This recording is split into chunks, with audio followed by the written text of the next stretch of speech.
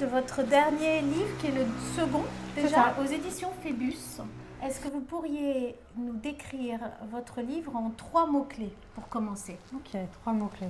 Pas facile. 3 mots-clés, je dirais famille, malédiction et secret. Quel programme? Alors dans mon roman, on est dans un petit village en Bretagne et en fait une famille que j'ai appelée les Kérivelles construisent une villa incroyable au pied de falaises qui sont réputées maudites depuis plusieurs générations, depuis des siècles. Et la légende veut qu'une femme a été brûlée il y a des siècles au pied de ces falaises. Et du coup, quand la famille construit cette maison, on leur dit faites attention parce que la malédiction va vous rattraper. Ils n'y croient pas. De génération en génération, des drames se produisent. Chaque membre de la famille, un membre de la famille par génération va mourir de manière assez tragique. Donc ça questionne, est-ce que la malédiction existe? Est-ce qu'elle frappe cette famille? Est-ce qu'elle est réelle? Je pense qu'on peut le classer entre le thriller familial, le roman noir, le roman d'ambiance, le roman gothique.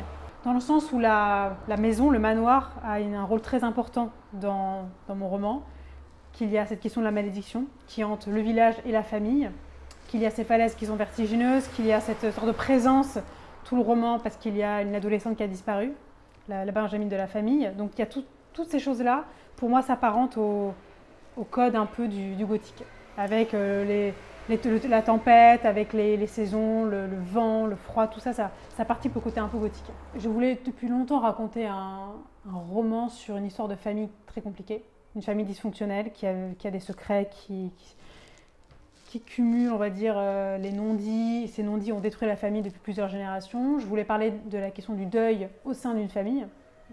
Comment survivre au deuil. Comment survivre quand certains sont toujours en vie et quand on donne plus de place aux absents qu'aux vivants.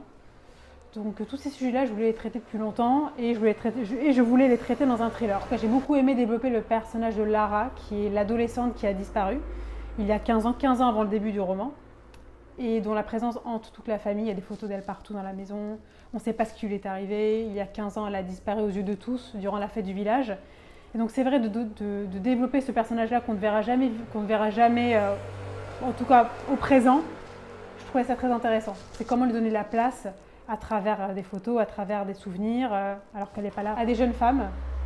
Parce que c'est vrai que c'est un roman qui questionne beaucoup le passage à l'âge adulte, donc à des jeunes filles. Parce qu'une grosse partie du roman se passe dans le passé. On découvre Lara jeune, à cet âge-là de l'adolescence où on se cherche, on fait des bêtises, on se met en danger. Donc à une adolescente peut-être, et aussi à des pères de famille qui peut-être, des pères d'une autre génération qui ne se rendent pas forcément compte de la façon dont ils ont été éduqués, des conséquences.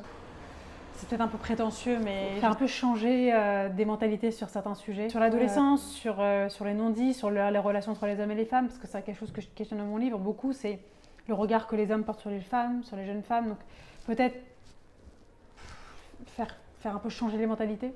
Une de mes inspirations, ça a été Rebecca, de Daphné du Maurier, qui est un de mes romans préférés. Peut-être même mon roman préféré, c'est pour ça que la police, enfin, la gendarme qui va enquêter s'appelle Rebecca, c'est un hommage à Rebecca. Et c'est vrai que ce qui m'avait fasciné dans le roman de Daphné du Maurier, c'était la place qu'on donnait à celle qui a disparu, cette fameuse Rebecca dans ce manoir.